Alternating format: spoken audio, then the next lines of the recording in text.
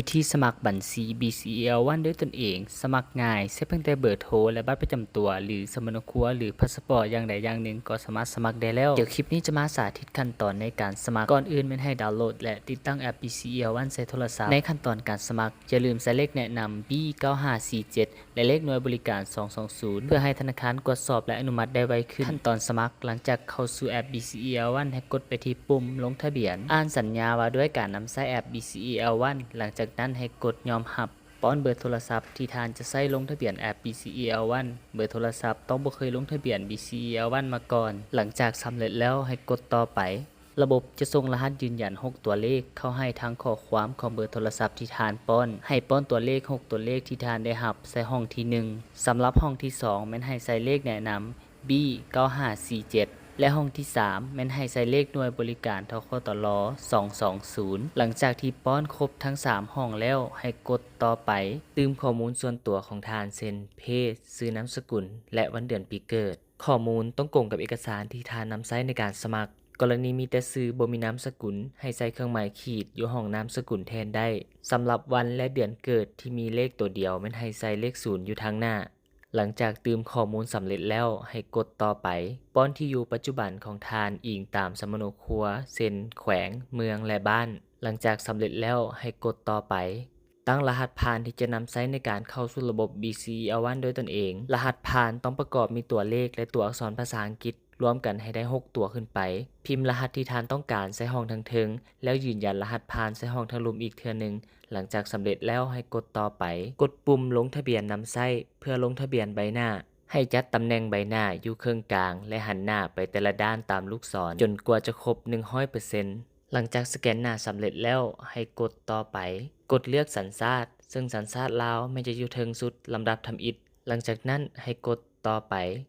กดเลือกเอกสารที่ท่านนำใช้ในการสมัครซึ่งในคลิปนี้จะยกตัวอย่างเป็นนำใช้ปื้มสำเนาครัวในการสมัครกดไปที่ปื้มสำเนาครัวแล้วกดเลือกประเภทปื้มสำเนาครัวว่าเป็นแบบเก่าหรือแบบใหม่ป้อนข้อมูลเอกสารเช่นเลขที่สำเนาครัวเลขลำดับของทานที่อยู่ในสำเนาครัวและเลขวันเดือนปีออกสำเนาครัวสำหรับวันและเดือนที่มีเลขตัวเดียวมันให้ป้อนเลข0ใส่ทางหน้าหลังจากนั้นให้เลื่อนลงไปแล้วกดถ่ายรูปตามตัวอย่างที่แสดงอยู่ในหน้าจอรูปภาพต้องถ่ายให้เห็นข้อมูลอย่างชัดเจนเพื่อให้ธนาคารสามารถตรวจสอบข้อมูลได้หลังจากถ่ายรูปครบถ้วนและสำเร็จแล้วให้กดยืนยัน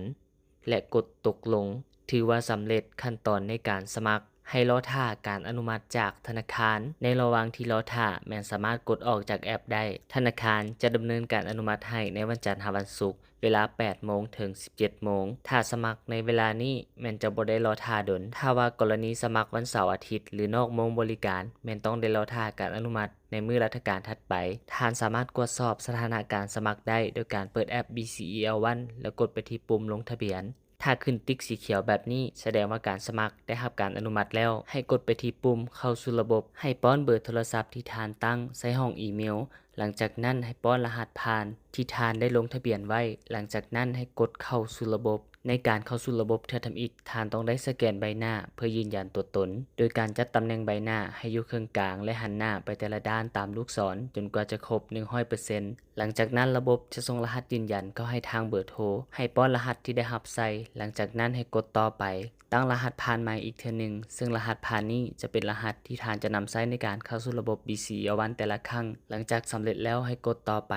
ยืนยันรหัสผ่านโดยการพิมพ์รหัสที่ท่านต้องการอีกครั้งแล้วกดบันทึกขั้นตอนการตั้งคำถามลับซึ่งท่านจะได้ใช้ในการยั่งยืนตัวตนเวลาเฮ็ดธุรกรรมตัวอย่างเวลาโอนเงินกดเลือกคำถามที่ท่านต้องการแล้วใช้คำตอบเป็นตัวเลขเท่านั้นคำถามจะมีอยู่3ข้อซึ่งจะบ่ซ้ำกันหลังจากเลือกคำถามและใช้คำตอบครบถ้วนทั้ง3คำถามแล้วให้กดบันทึกแล้วกดตกลงเพียงเท่านี้ก็ถือว่าสำเร็จขั้นตอนการตั้งบัญชีในแอป BCL1 ด้วยตนเองท่านสามารถโอนเงินเข้าและใช้บัญชีนี้ในการเฮ็ดธุรกรรมต่างๆได้เลยบ่ว่าจะเป็นรับเงินโอนเงินตืมเงินจ่ายค่าน้ำค่าไฟและอื่นๆสำหรับบัญชีที่ตั้งเองนี้จะบ่มี QR เวลาจะโอนเงินเข้าแม่นให้ป้อนเบอร์โทรที่ท่านใช้ตั้งแทนเลขบัญชีกรณีที่ท่านอยากเพิ่มบัตร ATM และบัญชีที่เปิดอยู่ธนาคารเข้าไปสามารถถือเอกสารยืนยันตัวตนเข้าไปแจ้งเพิ่มได้อยู่ที่ BCL ทุกสาขาใกล้บ้านท่าน